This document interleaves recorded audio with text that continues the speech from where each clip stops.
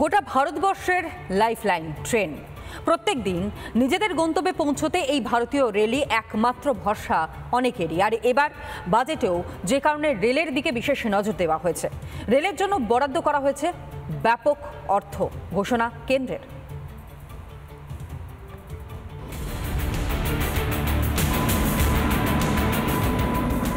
Local থেকে দূরপাল্লা সারাদিন চলে বহু ট্রেন। সেই রেলের জন্য মোদী সরকারের এবারের বাজেটে বরাদ্দ 2.55 লক্ষ কোটি টাকা। রেলে কেন্দ্রের বরাদ্দের জন্য প্রধানমন্ত্রী ও অর্থমন্ত্রীকে ধন্যবাদ জানিয়েছেন রেলমন্ত্রী অশ্বিনী বৈষ্ণব।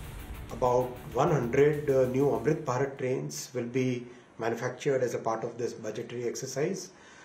50 Namo Bharat trains will be manufactured, and about 200 Vande Bharat trains, including the sleeper and chair car versions, will be manufactured. গরিব ও মধ্যবিত্তদের নিত্যদিনের সফর সঙ্গী এই ট্রেন। গত কয়েক বছরে ট্রেনে দুর্ঘটনার সংখ্যা বাড়ছে। এবারের বাজেটে রেলের পরিকাঠামোগত উন্নতির দিকে বিশেষ নজর দিয়েছে কেন্দ্রীয় সরকার। যাত্রী সুরক্ষায় বেড়েছে বরাদ্দ, নতুন রেলওয়ে ট্র্যাক বসানো হবে, 100% বৈদ্যুতিকরণ করা হবে রেল। 4 বছরে 1300টির বেশি স্টেশনের পুনর্নির্মাণ। যাত্রী সুরক্ষার জন্য কবচ 4.0, কবচের অত্যাধুনিক সংস্করণ লাগানো হবে। নন এসি কোচের সংখ্যা বাড়ানো হবে, আনা হবে বন্দে ভারতের স্লিপার কোচ। রেলের রান্নার মান বাড়াতে নজর।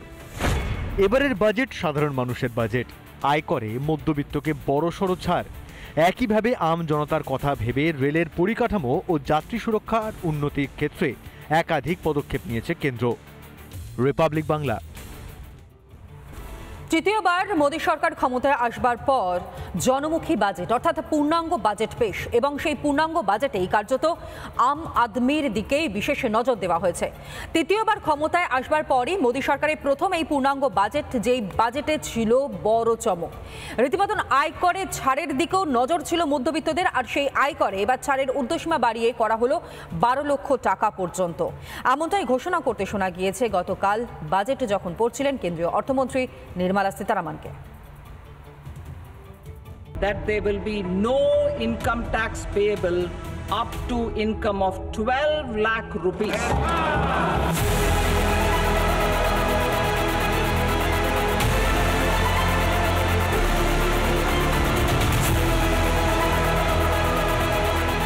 বাজেটের পর আরও চওড়া হলো মধ্যবিত্তের মুখের হাসি। আমজনতার কাঁধ থেকে করের বোঝা আরও কমালো কেন্দ্র। 12 লক্ষ টাকা পর্যন্ত বার্ষিক আয়ে এবার থেকে দিতে হচ্ছে না কোনো রকম কর। I am now happy to announce that there will be no income tax payable up to income of 12 lakh rupees. দেখে নিন এবারের কর কাঠামোয় কি কি নতুনত্ব রয়েছে। 4 লক্ষ টাকা পর্যন্ত বার্ষিক আয়ে কোনো কর দিতে হচ্ছে না। 8 লক্ষ পর্যন্ত বার্ষিক আয় কর 5%।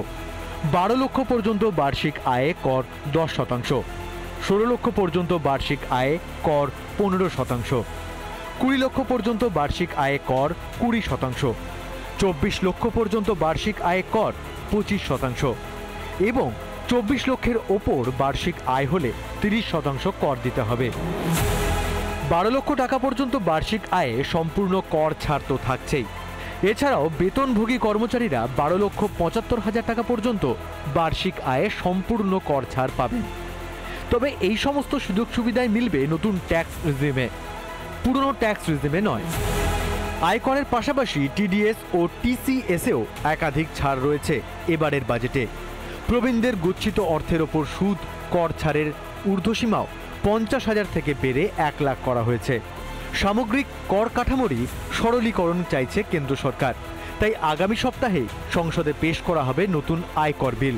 এরপর কর ব্যবস্থা আরও সহজ হয়ে যাবে বলে আশা করা হচ্ছে। রিপাবলিক বাংলা। গতবার বাজেটে বিমা ক্ষেত্রে 75% বিদেশি বিনিয়োগের অনুমোদন দিয়েছিল কেন্দ্র, আর এবারের বাজেটে তা এক ধাক্কায় বেড়ে 100% করে দিল সরকার।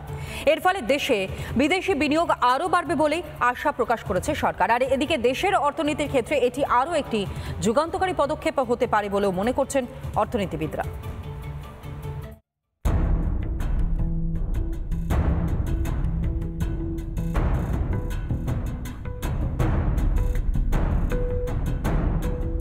বিমা ক্ষেত্রে বিদেশি বিনিয়োগের পক্ষে বহুদিন ধরে সওয়াল করে আসছে বিজেপি নেতৃত্বাধীন এনডিএ সরকার। এবারের কেন্দ্রীয় বাজেটেও সরকারের এই চিন্তারই প্রতিফলন দেখা গেল। The FDI limit for the insurance sector will be raised from 74 to 100%.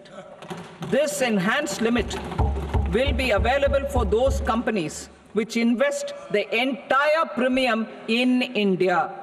The current guardrails and conditionalities associated with foreign investment will be reviewed and simplified. বিমায় 100% বিদেশি বিনিয়োগের সিদ্ধান্তে দেশের অর্থনীতি আরো গতি পাবে বলেই মনে করা হচ্ছে। এর ফলে ভারতে বিনিয়োগ করার জন্য আরো বেশি করে উৎসাহ পাবে বিদেশি বিনিয়োগকারীরা। বিমাতে সবসময় আমি যে কোনো কিছুতেই বিদেশি বিনিয়োগকে সবসময় আমি সাধুবাদ জানাবো। তার কারণ হচ্ছে আমরা যদি বিদেশে গিয়ে বিনিয়োগ করতে পারি তাহলে তারা এখানে এসে করতে পারবেন না কেন? তবে বিমায় এফডিআইয়ের ক্ষেত্রে কিছু শর্ত রাখছে সরকার, যেমন সেই সব সংস্থাকে সুযোগ দেওয়া হবে যারা বিমার কিস্তি বাবদ আয় করার সমস্ত অর্থটাই ভারতে বিনিয়োগ করবে। এছাড়াও সিদ্ধান্ত কার্যকর করতে গেলে সংসদে এই সংক্রান্ত আইনও পাশ করাতে হবে কেন্দ্রকে। তবে দেশে বিনিয়োগের ক্ষেত্রে যে আরো একটা সদর্থক পদক্ষেপের দিকে এগিয়ে গেল দেশ, তা বলাই যায়। রিপাবলিক বাংলা। নানা ধরনের কন্টেন্ট দেখার জন্য লাইক করুন, শেয়ার করুন আমাদের ফেসবুক পেজ, সাবস্ক্রাইব করুন আমাদের ইউটিউব চ্যানেল। পাশাপাশি অন্যান্য ব্রেকিং নিউজের জন্য অবশ্যই চোখ রাখুন রিপাবলিক বাংলায়।